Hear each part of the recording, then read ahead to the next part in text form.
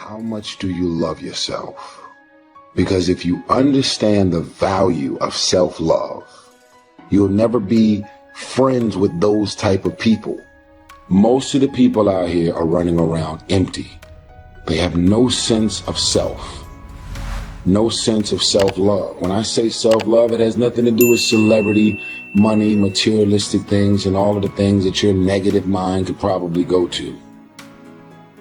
It has nothing to do with self-love. It has nothing to do with looks, nothing to do with cars and any of the superficial things that one would assume that could make you love yourself even more. It's a matter of knowing your value. It's a matter of you saying, I don't have to be around these people in these type of environments and situations in order for me to finally see the value in myself. I love me independent of you loving me. I believe in me. I know my self-worth. I am here and I have a purpose. There is no value in having wisdom, knowledge, insight, spirituality, love. Every day, I am a work in progress. Forgiveness is giving up the hope that the past could be any different. I think for myself, and I know many of you, you think forgiving means accepting what has happened to you. Well, it is accepting that it has happened to you. Not accepting that it was okay for it to happen. It is accepting that it has happened, and now what do I do about it? Forgiving is giving up the hope, not holding on, hoping, wishing that it could have been any other way than it actually was. Giving up the hope that the past could be any different.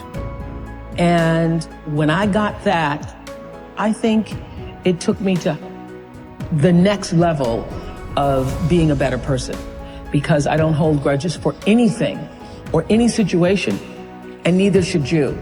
It's letting go so that the past does not hold you prisoner, does not hold you hostage.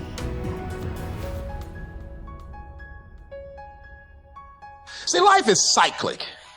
You're not, whatever experience you're having right now, it has not come to stay. It has come to pass.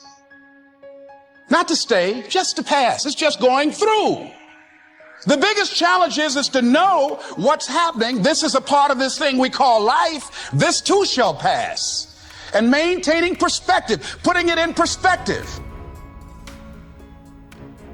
You have to be willing to break from the past to have the future you so desperately desire. You have to have the courage to allow yourself to honor the past as it was, to forgive those who need to be forgiven, to forgive yourself, and to acknowledge that everything led you to this point now. Everything. Let it go and begin to focus on developing myself. And I say to you, you're going to have people to do things to you. Things are going to happen to you. And the most important thing to do is to harness your will and let it go and move so you can grow, so you can get on with your life.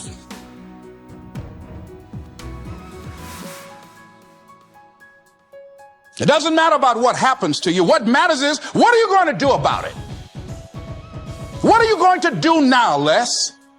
But if you want to begin to move into your own personal greatness, if you want to begin to really enjoy a happy, successful, healthy life, you've got to be willing to go against the tide. You've got to be willing to harness your will.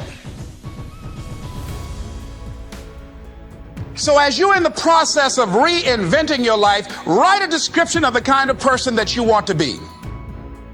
What are the things that you must overcome? What qualities about your personality you know that you're going to have to change, because those particular characteristics are liabilities to you? What are your assets? What are your strong points? Look at and evaluating yourself to make that determination. Other thing is that in order to get out of a rut, we need some coaching. Find some trusted critics People that you know care about you and love you. So there's some things that keeps us from growing and getting out of ruts. Number one, we identify with feedback.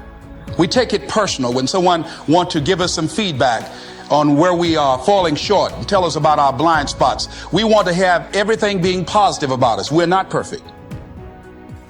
It hurts. I have a friend who's a trusted critic. I don't like him, but I love him. He doesn't tell me the things I want to hear. He tells me what I need to hear so I can grow. It hurts.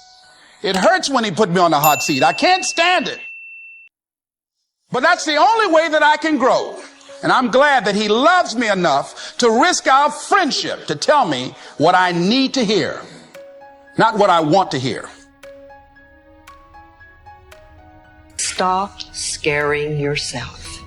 How often do you terrorize yourself with your own thoughts?